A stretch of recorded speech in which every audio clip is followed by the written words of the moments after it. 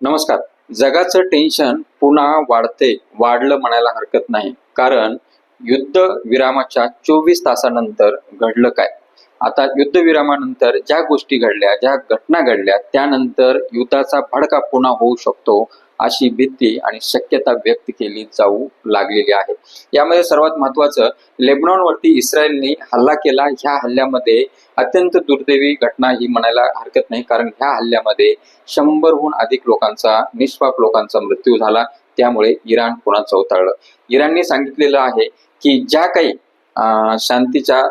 शांततेच्या 10 कलमी प्रस्ताव होता, या प्रस्तावामध्ये लेबनॉनवरती हल्ले करू नये असंच होतं. पण अमेरिकन आणि इस्रायलचं असं म्हणणं आहे की त्या शांती प्रस्तावामध्ये, त्या 10 कलमी शांती प्रस्तावामध्ये लेबनॉन विषयी काही नव्हतं, किंवा लेबनॉनवरती हल्ले करावे करू नये असं काही नव्हतं. त्यामुळे तो विषय येत नाही.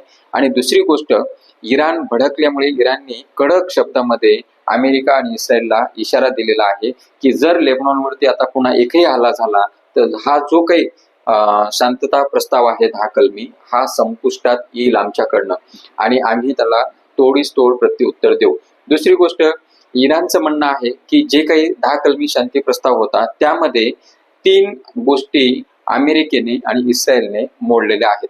आता मुळामध्ये जर एक गोष्ट बघितली तर ह्या 10 कलमी प्रस्तावाला अमेरिकेची जरी मान्यता असली तर इस्रायल यावरती आधीच नाराज होता. त्यामुळे इस्रायलने लेबनॉनवरती आज हल्ले केले, त्यामध्ये जास्तीत जास्त लोक मृत्यू पडले. इराण पुन्हा चवतळ आणि इराणनं कडक शब्दामध्ये प्रतिक्रिया दिलेली आहे. पहिली गोष्ट, लेबनॉनवरचे हल्ले बंद करा. दुसरी गोष्ट, ज्या मोडमध्ये होतं हॉर्मुझ स्ट्रेट, जी समुद्रधुनी जी खाडी आहे ते चालू करण्याचे इराण, ते पुन्हा एकदा बंद केलेले आहे.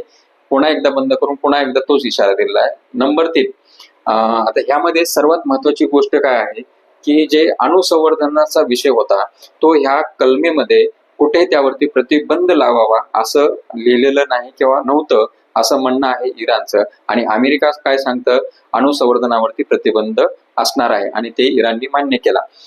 तर ह्या गोष्टी घडलेल्या नाहीत असं इराण सांगतं. या 3 गोष्टीवरती इराण नाराज आहे. पुन्हा एकदा युद्धाचा भडका होऊ शकतो, कारण इराणवरती पुन्हा हे हवाई हल्ले पण करतात. ही पण एक महत्वाची आट जी आहे ते इस्रायल अमेरिकेकडनं पाळली जात नाही असं इराणने सांगितलं. इराणच्या एका शहरावरती ड्रोन हल्ला पण झाला, ते ड्रोन नष्ट केल्याचं इराणने सांगितलेलं आहे.